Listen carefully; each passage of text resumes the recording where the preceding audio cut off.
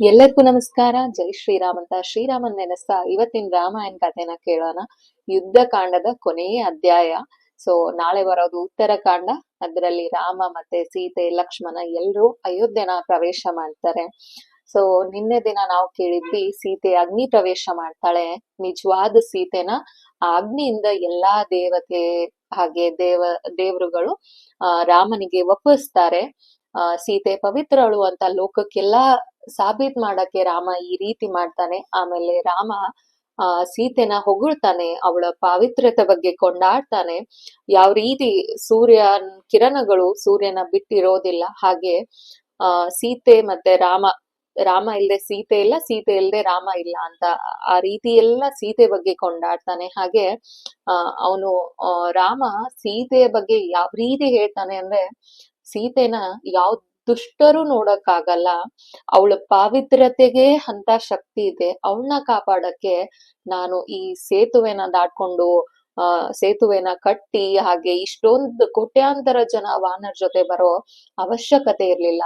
ಅವಳ ಪಾವಿತ್ರ್ಯತೆಗೆ ಇರೋ ಶಕ್ತಿನೇ ಅವಳನ್ನ ರಕ್ಷಣೆ ಮಾಡ್ತಿತ್ತು.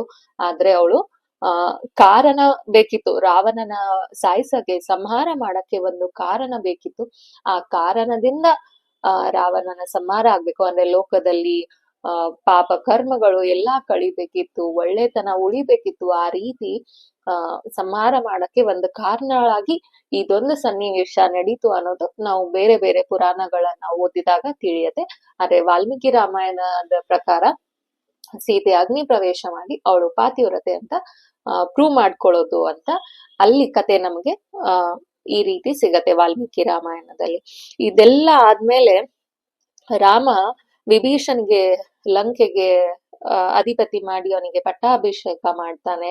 ಹಾಗೆ ಸುಗ್ರೀವನಿಗೆ ಹೇಳ್ತಾನೆ, ಅವನಿಗೆ ಕೃತಜ್ಞತೆಗಳನ್ನ ಸಲ್ಲಿಸ್ತಾನೆ. ನೋಡು, ನನ್ಗೋಸ್ಕರ ನೀನು ಇಷ್ಟೆಲ್ಲಾ ವಾನರು ಬಂದ್ರಿ, ಅವ್ರನ್ನೆಲ್ಲ ಕರ್ಕೊಂಡ್ ಬಂದೆ. ಎಲ್ರು ಅವ್ರವ್ರ ಹೆಂಡತಿನ ಮಕ್ಕಳನ್ನ ತಂದೆ ತಾಯಿನ ಇಲ್ಲಿ ಬಿಟ್ಟು ನಂಗೋಸ್ಕರ ನೀವು ಬಂದ್ರಿ.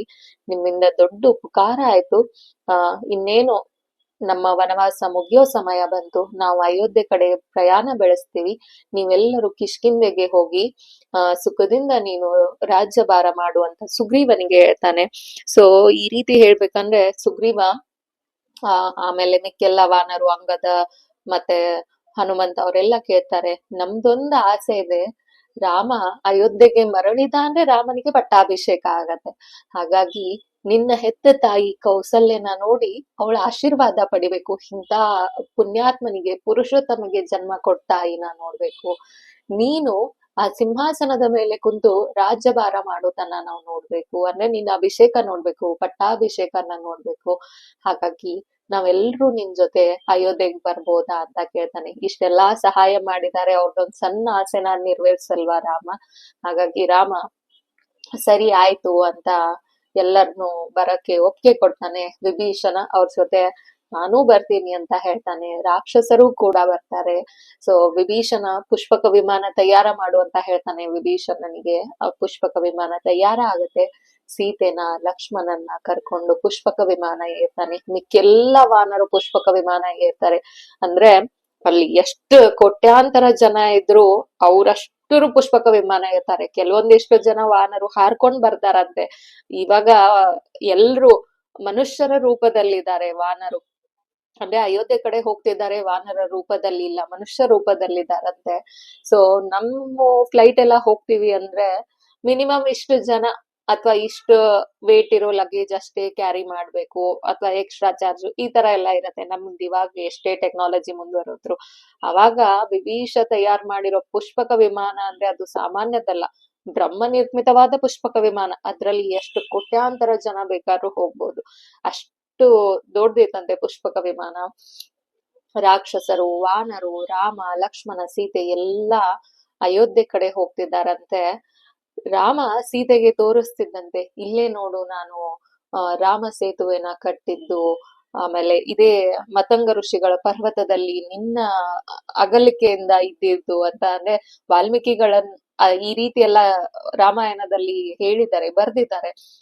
ಸೀತೆಗೆ ತೋರ್ಸಿದ್ದಂತೆ ಎಲ್ಲ ಪುಷ್ಪಕ ವಿಮಾನದಿಂದ ಎಲ್ಲಾ ಜಾಗಗಳನ್ನ, ರಾಮ ಸೇತುವೆ ಅಂತ ಅದು ಇವತ್ತು ಪ್ರಸಿದ್ಧ ಆಗುತ್ತೆ.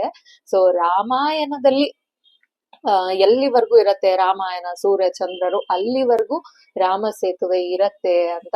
ಅಂದ್ರೆ ನಾವ್ ಇಲ್ಲಿವರೆಗೂ ಎಲ್ಲೂನು ಎಷ್ಟು ಟೆಕ್ನಾಲಜಿ ಬಿಲ್ಡ್ ಆದ್ರೂನು ಎಷ್ಟು ಅಪ್ಡೇಟ್ ಆದ್ರೂನು ನೀರಿನ ಮೇಲೆ ಒಂದ್ ಸೇತುವೆನ ಅದಕ್ ಒಂದ್ ಏನಂತ ಹೇಳ್ತಾರೆ ಬೇಸ್ಮೆಂಟ್ ಇಲ್ದೆ ಅಥವಾ ಬುನಾದಿ ಇಲ್ದೆ ಕಟ್ಟಿರೋದು ಎಲ್ಲೂ ಉದಾಹರಣೆನೇ ಇಲ್ಲ. ರಾಮ ಸೇತುವೆ ಬಂದ್ಬಿಟ್ಟು ನಮಗೆ ಅಂದ್ರೆ ಇಷ್ಟ ಟೆಕ್ನಾಲಜಿ ಅಪ್ಡೇಟ್ ಆದ್ಮೇಲೂನು.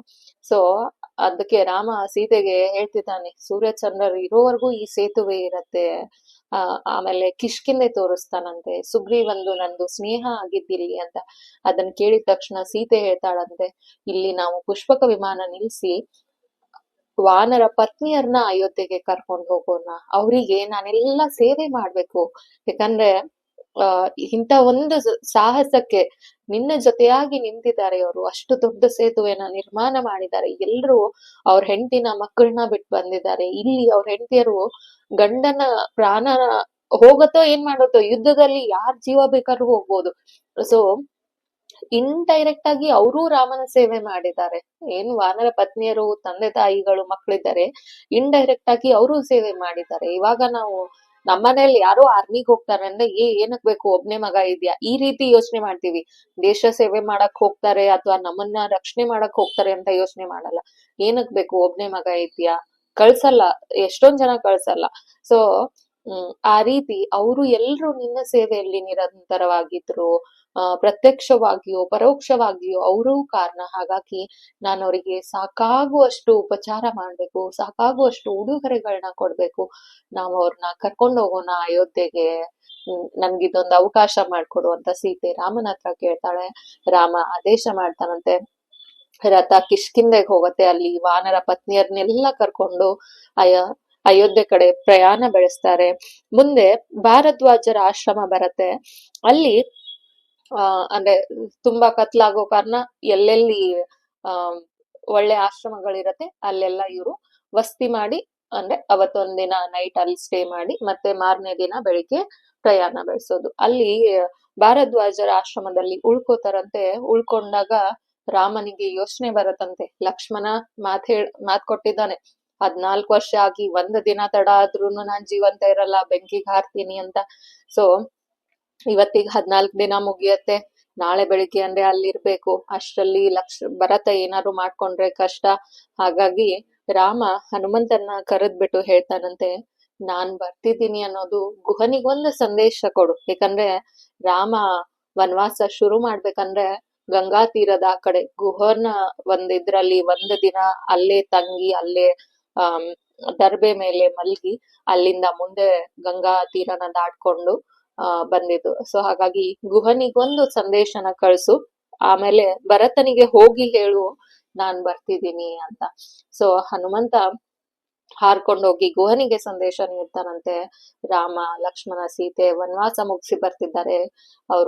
ಅವ್ರಷ್ಟೇ ಬರ್ತಿಲ್ಲ, ಅವ್ರ ಜೊತೆ ಕೋಟ್ಯಾಂತರ ಜನ ವಾನರು, ಅಸಂಖ್ಯಾತ ಜನ ರಾಕ್ಷಸರು, ರಾಕ್ಷಸರ ರಾಜ ವಿಭೀಷಣ, ವಾನರ ರಾಜ ಸುಗ್ರೀವ, ಅಷ್ಟೇ ಅಲ್ಲ ರಾವಣನ ಸಂಹಾರ ಮಾಡಿ ಇನ್ನೂ ಹೆಚ್ಚು ಪ್ರಸಿದ್ಧಿಯಾಗಿ, ಇನ್ನೂ ಹೆಚ್ಚು ಶಕ್ತಿಶಾಲಿಯಾಗಿ ಕಂಗೊಳಿಸಿ ಋಷಿ ಮುನಿಗಳಿಗೆಲ್ಲ ಒಂದು ಒಳ್ಳೆ ಜಾಗನ ಉಳಿಯಕ್ಕೆ ಅಥವಾ ಅವರು ಏನು ಯಜ್ಞ ಯಾಗಾದಿಗಳನ್ನ ನಿರ್ವಿಘ್ನವಾಗಿ ಮಾಡಕ್ಕೆ ಒಂದು ಒಳ್ಳೆ ಸ್ಥಾನನ ಕಲ್ಪಿಸ್ಕೊಟ್ಟು ಅರಣ್ಯನೆಲ್ಲ ನಿರ್ಭಯ ಮಾಡಿ, ಅಂದ್ರೆ ಯಾರ ಭಯನೂ ಇರಬಾರ್ದು ಅಲ್ಲಿ, ಆ ರೀತಿ ನಿರ್ಭಯ ಮಾಡಿ ಆ ಸ್ಥಳನ ಋಷಿ ಮುನಿಗೆಲ್ಲ ಈ ರೀತಿ ಇರಕ್ಕೆ ವ್ಯವಸ್ಥೆ ಎಲ್ಲ ಮಾಡಿ ಇಡೀ ಲೋಕಕ್ಕೆ ರಾಜನಾಗಿ ಬರ್ತಿದ್ದಾನೆ ರಾಮ ಅಂತ ಯಾರು ಹನುಮಂತ ಗುಹನಿಗೆ ಸಂದೇಶ ಕೊಡ್ತಾನೆ.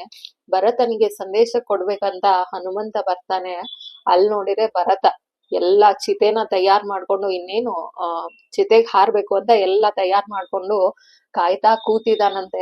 ಇವತ್ತಿಗೆ 14 ದಿನ ಮುಗಿಯತ್ತೆ, ರಾಮ ಬರ್ತಾನೋ ಇಲ್ಲೋ ಅಂತ. ಅವನ್ ಚಿತೆನ ಹನುಮಂತ ಬರೋ ಫೋರ್ಸಿಗೆ, ಆ ಗಾಳಿಗೆ, ವಾಯುಪುತ್ರ ಮತ್ತೆ ಆ ಫೋರ್ಸ್ ಇದ್ದೇ ಇರತ್ತೆ, ಆ ಗಾಳಿಗೆ ಚಿತೆ ಆರ್ ಹೋಯ್ತಂತೆ. ಮೇಲೆ ನೋಡ್ತಾನಂತೆ. ಬಂದ್ ಹನುಮಂತ ಭರತನಿಗೆ ಹೇಳ್ತಾನಂತೆ, ನೋಡು ದುಡುಕ್ಬೇಡ, ದುಡುಕಿ ಈ ತಪ್ಪು ನಿರ್ಧಾರ ತಗೋಬೇಡ ಅಂತ. ಅಂದ್ರೆ ರಾಮ ಬರ್ತಿದ್ದಾನೆ ಅಂತ. ಹನುಮಂತನ್ ಮಾತನ್ನ ಭರತ ನಂಬ್ತಿಲ್ಲ. ಭರತ ಹೇಳೋದು, ನಾನು ಪಾಪಿ, ಆ ಲಕ್ಷ್ಮಣ ಪುಣ್ಯವಂತ, 14 ವರ್ಷ ರಾಮನ್ ಸೇವೆ ಮಾಡಿದ, ನಾನ್ ಪಾಪಿ, ನಾವ್ ಇಲ್ಲಿರೋರೆಲ್ರು ಪಾಪಿಗಳೇ. ನಾನ್ ಮಾತ್ ಕೊಟ್ಟಿದ್ದೆ ರಾಮನಿಗೆ, ನನ್ನ ಅಣ್ಣನೂ ನನಗ್ ಮಾತ್ ಕೊಟ್ಟಿದ್ದ 14 ವರ್ಷ ಆದ್ಮೇಲೆ ಒಂದಿನಾನು ನಾನು ತಡ ಮಾಡ್ದೆ ಬರ್ತೀನಿ ಅಂತ. ಅವನ ನೋಡೋ ಭಾಗ್ಯ ನನಗಿಲ್ಲ. ನನ್ ಹುಟ್ಟಿನಿಂದನೇ ಅವನಿಗೆ ಇಂಥದೊಂದ್ ಪರಿಸ್ಥಿತಿ ಬಂತು, ನಾನ್ ಹುಟ್ಲೇಬಾರ್ದು, ನಾನ್ ಬದುಕಿದ್ರೆ ಅವನಿಗೆ ಇನ್ನೂ ನನ್ನಿಂದ ಕಷ್ಟ ಬಂದ್ಬಿಡತ್ತೆ. ಅಂದ್ರೆ ಅವನನ್ನ ಅವ್ನು ನಿಂದಿಸ್ಕೊತಿದ್ದಾನೆ. ನಾನ್ ಹುಟ್ಟಿಲ್ಲ ಅಂದ್ರೆ ನನ್ ತಾಯಿ ಅವನ್ನ ಏನು ವನವಾಸಕ್ ಕಳಿಸ್ತಾನೆ ಇರ್ಲಿಲ್ಲ, ಈ ರಾಜ್ಯದ ಮೇಲೆ ಆಸೆ ಮಾಡ್ತಾನೆ ಇರ್ಲಿಲ್ಲ. ನನ್ನಿಂದ ಅವನಿಗೆ ಇಂತ ದುರಾದೃಷ್ಟ ಆಯ್ತು, ಹಾಗಾಗಿ ನಾನ್ ಬದುಕಿರ್ಬಾರ್ದು, ನನಗ್ ಸಾವೇ ಸರಿಯಾದ ಶಿಕ್ಷೆ. ನಾನ್ ಬದುಕಿದ್ರೆ ಇನ್ನೂ ಮುಂದೆ ಏನಾದ್ರೂ ಆಗ್ಬೋದು, ಅಂದ್ರೆ ಇನ್ನೂ ಕೆಟ್ಟದಾಗ್ಬೋದು ರಾಮನಿಗೆ. ಸೊ ಆ ರೀತಿ ಅವನನ್ನ ಅವ್ನು ನಿಂದಿಸ್ಕೊತಿದ್ದಾನೆ. ಹನುಮಂತ ಸಮಾಧಾನ ಮಾಡ್ತಾನಂತೆ, ನೋಡು ಈ ರೀತಿ ಎಲ್ಲ ಆಯ್ತು, ಎಲ್ಲಾನು ವಿಸ್ತಾರವಾಗಿ ಹೇಳ್ತಾನೆ. ಸೀತಾ ಅಪಹರಣ ಆಗಿತ್ತು, ಹಾಗೆ ಅವನು ಸೀತಾ ಅನ್ವೇಷಣೆಗೆ ಹೋಗಿ ಸೀತೆನ ಹುಡುಕಿ ರಾಮನ್ ಸಂದೇಶನ ತಿಳಿಸಿ ಲಂಕಾ ದಹನ ಮಾಡಿ ಬಂದಿತ್ತು, ಹಾಗೆ ಸೇತುವೆ ಕಟ್ಟಿ ಎಲ್ಲಾ ವಾನರು ಹೋಗಿ ರಾವಣನ ಸಂಹಾರ ಮಾಡಿದ್ದು, ಕುಂಭಕರ್ಣನ ಸಂಹಾರ ಮಾಡಿದ್ದು, ಸೀತೆ ಅಗ್ನಿ ಪರೀಕ್ಷೆ, ಸುಗ್ರೀವ ಮತ್ತೆ ರಾಮನ ಸ್ನೇಹ, ವಾಲಿ ಸಂಹಾರ ಮಾಡಿದ್ದು ಎಲ್ಲಾನು ಹೇಳ್ತಾರೆ. ಎಲ್ಲಾನು ಮಾಡಿ ಬರ್ತಿದ್ದಾನೆ ರಾಮಚಂದ್ರ ಭಾರದ್ವಾಜರ ಆಶ್ರಮದಲ್ಲಿ. ಇವತ್ತೊಂದಿನ ಅಲ್ಲಿ ತಂಗಿ ಮಾರನೇ ದಿನ ಬೆಳಿಗ್ಗೆ ಸೂರ್ಯೋದಯ ಆಗುವಷ್ಟರಲ್ಲಿ ರಾಮ ಇಲ್ಲಿ ಇರ್ತಾನೆ, ನೀನು ದುಡುಕ್ಬೇಡ ಅಂತ. ಭರತನಿಗೆ ಸಂತೋಷದಿಂದ ಕಣ್ಣಲ್ಲಿ ನೀರ್ ಬಂತಂತೆ. ಅವನಿಗೆ ಆ ಸಂತೋಷನ ತಗೊಳಕ್ ಆಗ್ಲಿಲ್ಲಂತೆ. ಅಷ್ಟು ಈಗ ನಮ್ಮ ಮನ್ಸಿಗೆ ಒಂದ್ ಶಕ್ತಿ ಇರತ್ತೆ, ಎಷ್ಟರ ಮಟ್ಟಿಗೆ ನಾವು ದುಃಖನಾಗ್ಲಿ ಸಂತೋಷನಾಗ್ಲಿ ಒಂದು ಲೆವೆಲ್ಗೆ ನಾವ್ ತಗೋತೀವಿ, ಅದ್ಕಿಂತ ಹೆಚ್ಚಾರೆ ನಮ್ ಕಣ್ಣಲ್ಲಿ ನೀರ್ ಬರತ್ತೆ, ಅಥವಾ ನಿಂತ್ಕೊಳಕ್ ಆಗಲ್ಲ, ತಲೆ ಚಕ್ರ ಬರತ್ತೆ, ಖುಷಿ ಆದ್ರೂನು ಆ ರೀತಿ ಆಗತ್ತೆ. ಸೊ ಭರತ ಕೇಳ್ತಾನಂತೆ ಹನುಮಂತನಿಗೆ, ನೀನ್ ಮನುಷ್ಯನ, ಗಂಧರ್ವನ, ವಾನರ, ಯಾರ್ ನೀನು? ನೀನು ಸಾಮಾನ್ಯದವನಲ್ಲ, ನೀನು ಸಾಕ್ಷಾತ್ ದೇವ್ರೆ. ದೇವ್ರಿಗೆ ಮಾತ್ರ ಎಲ್ಲರಿಗೂ ಸಂತೋಷನ ಕೊಡೋ ಏನು ಒಂದ್ ಮನಸ್ಥಿತಿ ಅಂತ ಇರೋದು.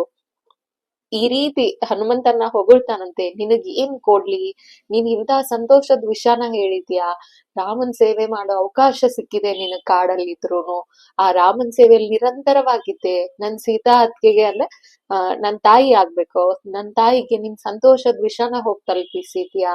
ಸೊ ಈ ರೀತಿ ಎಲ್ಲ ಹೋಗ್ತಾನೆ. ನಿಂಗೆ ಏನ್ ಕೊಡ್ಲಿ ನಾನು, ಏನ್ ಕೊಟ್ರು ಕಡಿಮೆನೆ. ನಿನ್ಗೆ 1,000 ಗೋವುಗಳನ್ನ ಕೊಡ್ಲಾ, ಅಂದ್ರೆ ಹಸುಗಳನ್ನ ಕೊಡ್ಲಾ, 100 ಹಳ್ಳಿಗಳನ್ನ ಕೊಡ್ಲಾ, ನಿನಗೆ ಏನ್ ಕೊಡ್ಲಿ? ನೀನಾರು ಇಷ್ಟೊಂದು ಲಕ್ಷಣವಾಗಿದ್ಯಾ, ಅಂದ್ರೆ ನೋಡಕ್ ಇಷ್ಟೊಂದು ಲಕ್ಷಣವಾಗಿದ್ಯಾ, ಇಷ್ಟೊಂದು ಮಧುರವಾದ ಧ್ವನಿಯಲ್ಲಿ ಮಾತಾಡ್ತಿದ್ಯಾ, ಇಷ್ಟೊಂದು ವಿನಯದಿಂದ ವರ್ತಿಸ್ತಿದ್ಯಾ, ನಿನಗೆ ಚಂದದ 16 ಹೆಣ್ಣುಗಳನ್ನ ಕೊಡ್ಲಾ ಅಂತ. ಹನುಮಂತ ಬ್ರಹ್ಮಚಾರಿ ಭರತ ಅವನಿಗೆ 16 ಜನ ಹೆಣ್ಮಕ್ಳನ್ನ ಕೊಡ್ತಿದ್ದಾನೆ.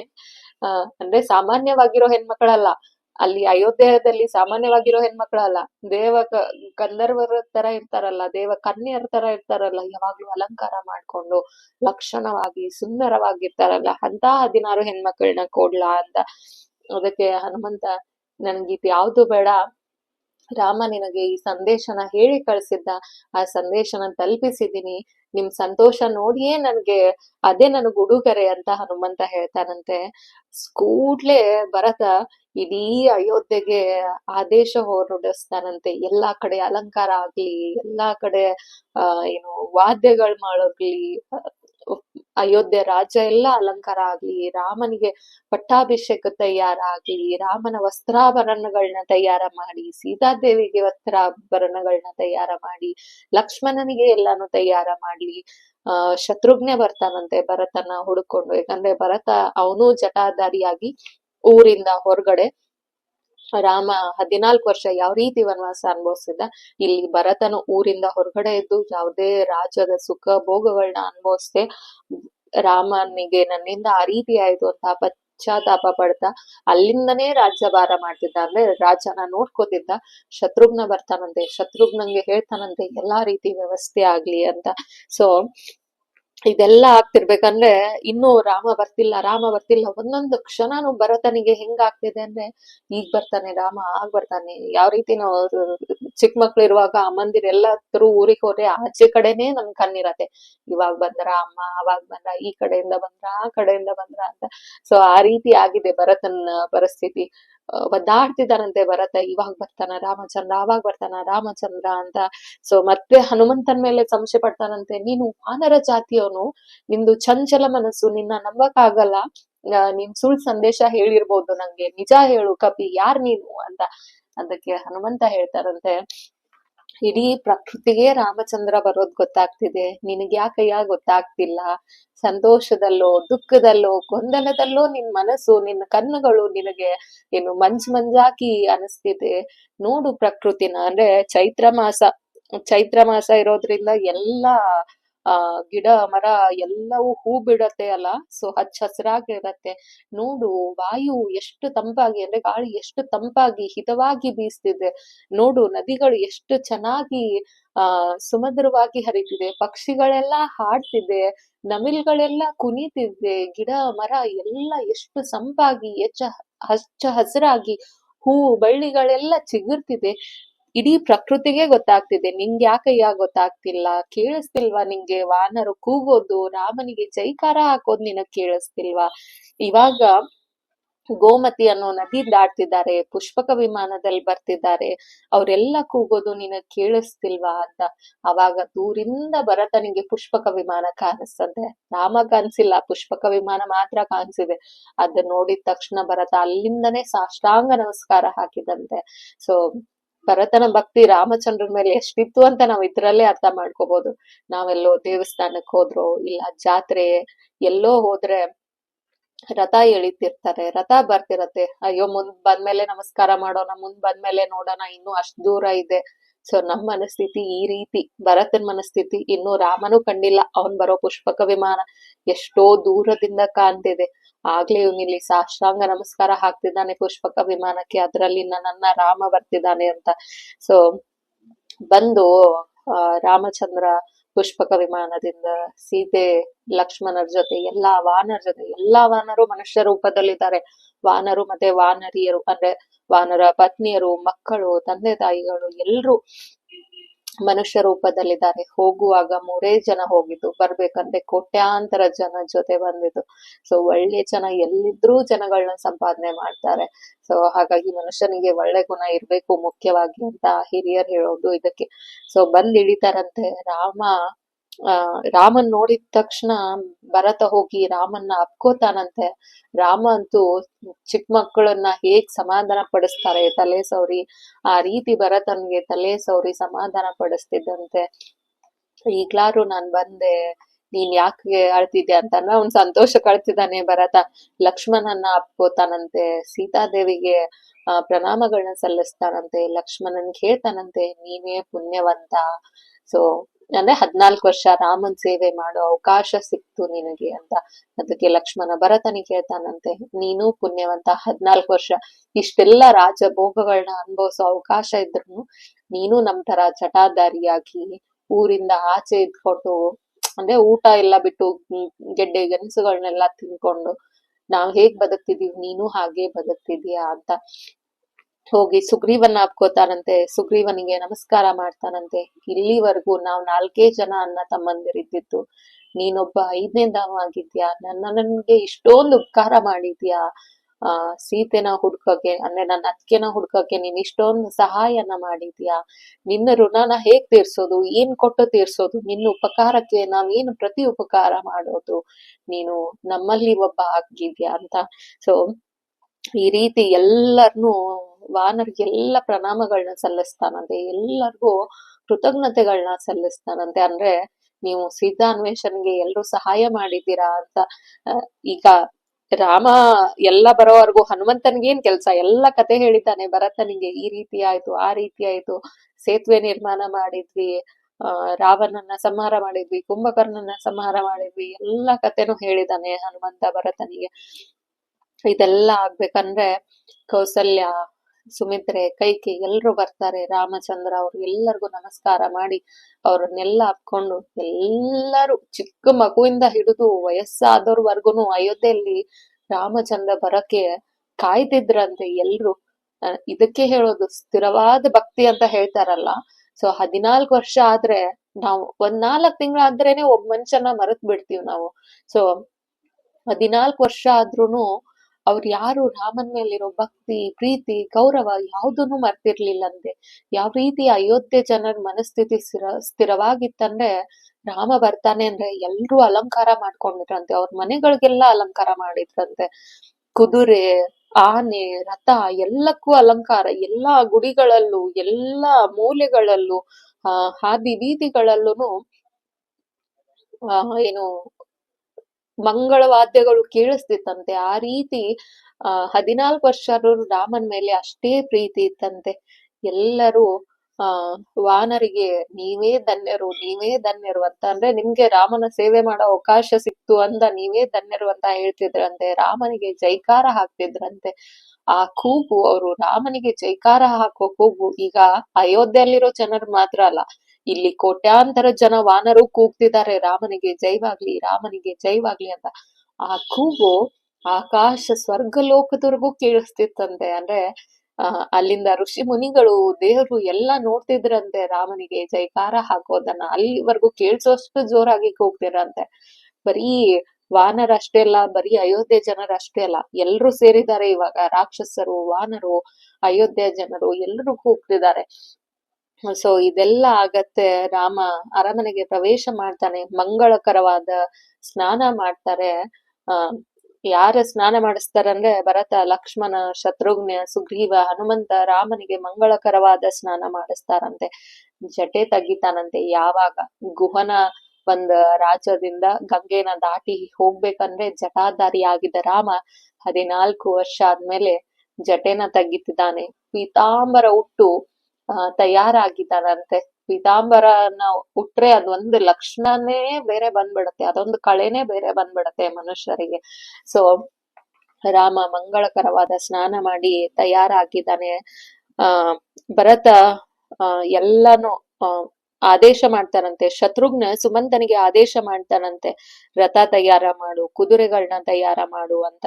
ಈ ಕಡೆ ಸೀತೆಗೆ 3 ಜನ ತಾಯಂದಿರು ಮಂಗಳಕರವಾದ ಸ್ನಾನ ಮಾಡಿಸಿ ಅಲಂಕಾರ ಮಾಡ್ತಾರಂತೆ. ಸೀತೆಗೆ ಎಲ್ಲಾ ರೀತಿಯಾದಂತ ಅಲಂಕಾರ ಮಾಡ್ತಾರಂತೆ. ಅಂದ್ರೆ ಒಂದ್ ಹೆಣ್ಣು ಏನೇನು ಅಲಂಕಾರ ಮಾಡಕ್ಕೆ ಆಸೆ ಪಡ್ತಾಳೆ, ಹೂವು, ಬಳೆ, ಓಲೆ, ಕೊರಳಲ್ಲಿ ನಕ್ಲೇಸು, ಕಾಲ್ಗೆಜ್ಜೆ ಎಲ್ಲಾನು ಹಾಕಿ ಚೆನ್ನಾಗ್ ಅಲಂಕಾರ ಮಾಡ್ತಾರಂತೆ ಸೀತೆಗೆ. ಅವಳಿಗೂ ಮಂಗಳಕರವಾದ ಸ್ನಾನ ಮಾಡಿಸ್ತಾರಂತೆ. ಚಂದನ, ಅರಿಶಿನ ಎಲ್ಲಾ ತರ ಹೂವಿನಿಂದ ಎಲ್ಲದರಿಂದನೂ ಚೆನ್ನಾಗಿ ಸ್ನಾನ ಮಾಡಿಸಿ ಅಲಂಕಾರ ಮಾಡ್ತಾರಂತೆ. ವಾನರ ಪತ್ನಿಯರಿಗೆ ಅಲಂಕಾರ ಮಾಡ್ತಾರಂತೆ ಸೀತೆ, ಹಾಗೆ ಕೌಸಲ್ಯೆ, ಸುಮಿತ್ರೆ, ಕೈಕೆ ಅವರಿಗೂ ಎಲ್ಲ ಅಲಂಕಾರ ಮಾಡ್ತಾರಂತೆ. ಈ ಕಡೆ ಸುಮಂತ್ರ ರಥನ ತಗೊಂಡ್ ಬರ್ತಾನಂತೆ. ಆ ರಥಕ್ಕೆ ಸಾರಥಿ ಸ್ವತಃ ಭರತನೇ ಸಾರಥಿ ಆಗ್ತಾನಂತೆ. ಶತ್ರುಘ್ನ ಶ್ವೇತ ಛತ್ರನ ಹಿಡಿತಾನಂತೆ. ಲಕ್ಷ್ಮಣ ಗಾಳಿನ ಬೀಸ್ತಿರ್ತಾನಂತೆ. ವಿಭೀಷಣ ಅವನು ಛತ್ರಿ ಹಿಡಿತಾನಂತೆ. ಸೊ ಆ ರಥದಲ್ಲಿ ರಾಮ ಮತ್ತೆ ಸೀತೆ ಕೂತ್ಕೊಂಡು ಅಯೋಧ್ಯೆನ ಪ್ರವೇಶ ಮಾಡ್ತಾರಂತೆ. ಮುಂದೆ ಹೋಗಿ ಆ ರಥನ ಇಳಿದು ಆನೆ ಇರ್ತಾನಂತೆ, ಅಲಂಕಾರವಾದ ಆನೆ ಇರ್ತಾನಂತೆ. ಆ ಕಡೆ ಈ ಕಡೆ ಪಕ್ಕದಲ್ಲಿರುವ ಆನೆಗಳ ಮೇಲೆ ಸುಗ್ರೀವ, ಹನುಮಂತ ಇರ್ತಾರಂತೆ. ಸೊ ಅವರು ಆನೆ ಏರಿ ರಾಮನ ಹಿಂದೆ ಕಾವಲಿಗೆ ಹೋಗ್ತಿರ್ತಾರಂತೆ. ವಶಿಷ್ಠರು ಅದನ್ನೆಲ್ಲ ನೋಡ್ತಿರ್ತಾರಂತೆ, ರಾಮನ ಪಟ್ಟಾಭಿಷೇಕ ಮಾಡ್ಬೇಕು ಅಂತ. ಸೊ ಅವರು ರಾಮಚಂದ್ರ ಇನ್ನೇನು ಸಭೆನ ಪ್ರವೇಶ ಮಾಡ್ತಾನೆ. ಭರತ ಅಲ್ಲಿ ಸಿಂಹಾಸನದ ಮೇಲೆ ಇಟ್ಟಿರುವಂತ ಸಿಂಹಾಸನದ ಮೇಲೆ ಇರುವಂತ ಪಾದುಕೆಗಳನ್ನ, ರಾಮನ ಪಾದುಕೆಗಳನ್ನ ತಂದು ರಾಮನ ಪಾದಗಳಿಗೆ ತೊಡಸ್ತಾನಂತೆ. ಹೇಳ್ತಾನಂತೆ, ಒಂದ್ ಹಸುವಿಗೆ ಎಷ್ಟು ಭಾರ ಹೊರ್ಸಕ್ಕಾಗತ್ತೆ ಅಂದ್ರೆ ಒಂದ್ ಎಳೆ ಹಸು ಕರು ಮೇಲೆ ದೊಡ್ಡ ಪರ್ವತ ಇಟ್ಟಂಗ ಆಗ್ಬಿಟ್ಟಿತ್ತು, ಅಷ್ಟು ಭಾರ ಇತ್ತು ರಾಜ್ಯಭಾರನ ಮಾಡೋದು. ಇದನ್ನೆಲ್ಲನು ನಿಂಗೆ ಒಪ್ಪಿಸ್ತಿದೀನಿ, ಸಿಂಹಾಸನನ ಅಲಂಕಾರ ಮಾಡು ಅಂತ. ಅಂದ್ರೆ ಪಟ್ಟಾಭಿಷೇಕಕ್ಕೆ ಒಪ್ಕೋಪ, ಇನ್ನಾದ್ರೂ ನಾನ್ ಎಳೆ ಕೂಸು, ಇಷ್ಟು ದೊಡ್ಡ ರಾಜ್ಯಭಾರ ನನಗ್ ನಡ್ಸಕ್ ಆಗಲ್ಲ, ನೀನ್ ಒಪ್ಕೋ ಇದನ್ನೆಲ್ಲ ಅಂತ. ನಿನ್ಗೆಲ್ಲಾನು ಒಪ್ಸಿದೀನಿ. ಎಲ್ಲಾ ಕೋಶ ಭಂಡಾರನ ನೋಡು, ನೀನ್ ಹೋಗ್ಬೇಕಂದ್ರೆ ಎಷ್ಟಿತ್ತು ಅದರ 1000 ಪಟ್ಟು ಇವಾಗ ಕೋಶ ಭಂಡಾರ. ಅಂದ್ರೆ ಎಲ್ಲಾ ವಜ್ರ, ಮುತ್ತು, ರತ್ನ, ಸಮೃದ್ಧಿ, ಬೆಳೆ ಎಲ್ಲವೂ ದುಪ್ಪಟ್ಟಾಗಿತ್ತಂತೆ. ಬರೀ ರಾಮನ ಪಾದುಕೆಗಳು ಒಂದ ಆಶೀರ್ವಾದದಿಂದ ಅದೆಲ್ಲ ದುಪ್ಪಟ್ಟಾಯ್ತಂತೆ. ಇನ್ ಸಾಕ್ಷಾತ್ ರಾಮನೇ ಅಲ್ಲಿ ಕೂತ್ರೆ ಲೋಕ ಎಷ್ಟು ಸಮೃದ್ಧವಾಗಿರತ್ತೆ ಅನ್ನೋದು ನಮ್ ಊಹೆಗೂ ನಿಲ್ಕಲ್ಲ ಅನ್ಸತ್ತೆ. ಭರತ ಒಪ್ಪಿಸ್ತಾನಂತೆ ರಾಮಚಂದ್ರನ್ಗೆ ಎಲ್ಲನು. ರಾಮಚಂದ್ರನು ಅದನ್ನ ಒಪ್ಕೋತಾನಂತೆ. ಸೊ ನಾಳೆ ದಿನ ರಾಮನ ಪಟ್ಟಾಭಿಷೇಕ ಯಾವ ರೀತಿ ಆಗತ್ತೆ ಅಂತ ನೋಡೋಣ. ಸೊ ನಾಳೆಯಿಂದ ಉತ್ತರಕಾಂಡ ಶುರುವಾಗತ್ತೆ. ಸೊ ಇಲ್ಲಿವರೆಗೂ ನಾವು ಕೇಳಿದ್ದು ಆಲ್ಮೋಸ್ಟ್ 28 ವರ್ಷ, ಅದಾದ್ಮೇಲೆ 14 ವರ್ಷ ವನವಾಸದ ಕತೆ. ಇನ್ ಮುಂದೆ ಕೇಳೋದು ಉತ್ತರಕಾಂಡ ಪೂರ್ತಿಯಾಗಿ ರಾಮನ ಆಡಳಿತ, ರಾಮನ ಕೊನೆಯವರೆಗೂ ರಾಮನ ಮಕ್ಕಳು ಹಾಗೆ ಸೀತಾದೇವಿ ಮತ್ತೆ ವನವಾಸಕ್ಕೆ ಹೋಗೋ ಕತೆ. ಸೊ ಎಲ್ಲವೂ ಉತ್ತರಕಾಂಡದಲ್ಲಿ ಬರತ್ತೆ. ರಾಮನ ಆಶೀರ್ವಾದ ನಮ್ಮೆಲ್ಲರ ಮೇಲೆ ಇರ್ಲಿ. ರಾಮನ ಪಾದುಕೆ ಶಕ್ತಿಯಿಂದನೇ ಭರತ ಅಷ್ಟೆಲ್ಲ ಗಳಿಸಿದ್ದಾನೆ, ಅಷ್ಟೆಲ್ಲ ಸಮೃದ್ಧಿ ಹೊಂದಿದ್ದಾನೆ. ಸೊ ಅಷ್ಟೆಲ್ಲ ಸುಖವಾಗಿದ್ದಾನೆ. ರಾಮನಾಮಕ್ಕೂ ಅದಕ್ಕಿಂತ ಹೆಚ್ಚಿನ ಶಕ್ತಿನೇ ಇದೆ. ಅದನ್ನೆಲ್ಲ ಮಾಡಿ ನಾವೆಲ್ಲರೂ ಚೆನ್ನಾಗಿರೋಣ. ರಾಮನ ಆಶೀರ್ವಾದ ನಮ್ಮೆಲ್ಲರ ಮೇಲೆ ಇರ್ಲಿ. ಎಲ್ಲರಿಗೂ ಒಳ್ಳೇದಾಗ್ಲಿ. ಜೈ ಶ್ರೀರಾಮ್.